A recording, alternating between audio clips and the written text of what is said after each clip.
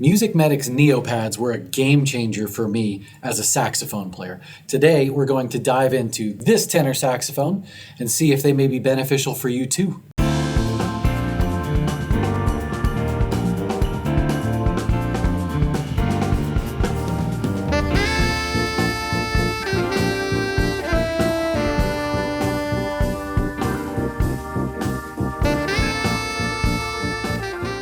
A couple years ago, I got clued into a new project that was coming from Musicmedic, which is based in Wilmington, North Carolina, by a friend who was telling me that what was getting ready to come out was going to be something that I'd be really interested in.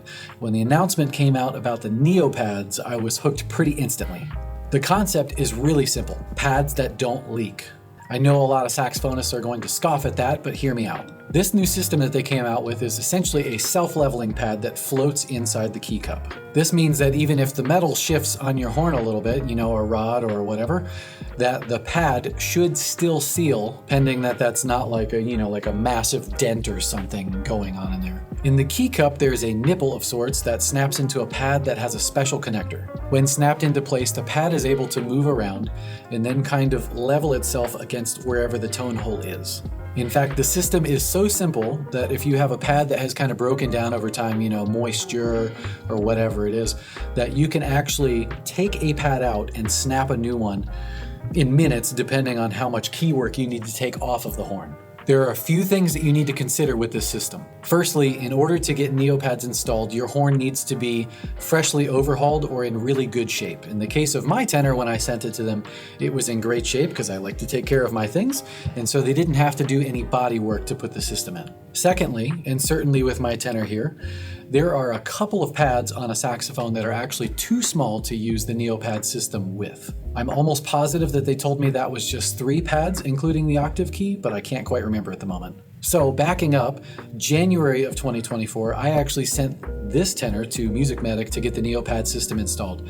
I figure with the amount of shows that I play every year and the type of beating that my horn takes, from bumpy roads and just being moved around or whatever it is, that a system like this would be really beneficial for me because, typically maybe at the end of a leg or at least twice a year, I send my tenor out to kind of get the adjustments made, leaks looked over, all the things, making sure that it's in really good shape because, the last thing that I want is to walk on stage and have my tenor out of adjustment, not being able to play a song.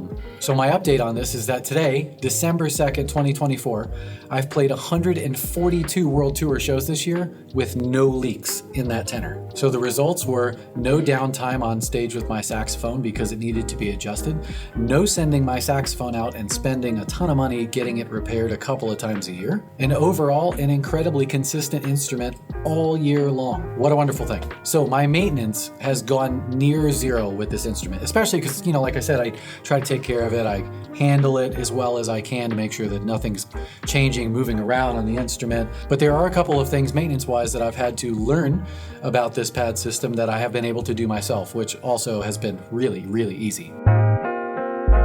One thing is that this bar, which is kind of an issue on just about every single horn, goes out of a little bit of adjustment from time to time, and I just have to take a flathead screwdriver to it and make sure that it's in place so that that key is kind of seated properly and that the pad can do its job on the tone hole.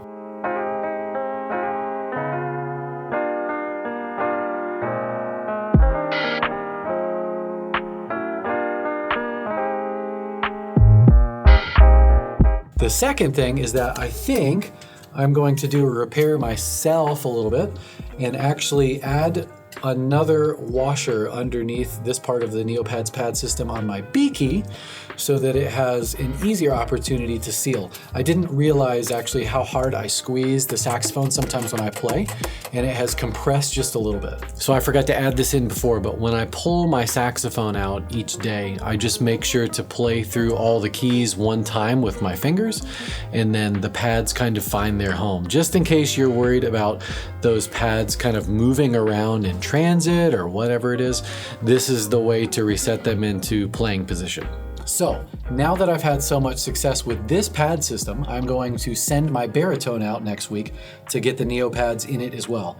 If I can fit it in time and it aligns with my budget, I will also do my alto this winter. This system has saved me so much time, effort, energy, whatever you'd like to say, this year that I feel that it's worthwhile for me to invest in it for other instruments over the long term. If you're playing a ton of gigs all year long and saxophone maintenance is something that you don't really want to deal with as much, maybe this is something that you should look at for yourself as well. Now, I'm sure that you're all wondering about pricing, but I'm going to give you an answer you might not like on this, which is that you really need to call Music Medic and have a discussion with them about your instrument. It seems to me that the pricing on this is variable depending on the shape that your instrument's in. You know, whether it needs an overhaul, whether the body tube needs to be straightened or whatever it is before it gets the Neopad system. I'll definitely put a link to Music Medic up on the screen so that you can check this out. And there are two really great guys that you should probably talk with about this, Ryan or Jeff at Music Medic. Those are the two guys who I think have been heading up the project, and I know that Jeff did this horn for me. So with that being said, I was saying I'm sending my baritone out to get this Neopad system, and I know that that one is due for overhaul. I mean, you know, it's got a dent in the body and some things like that.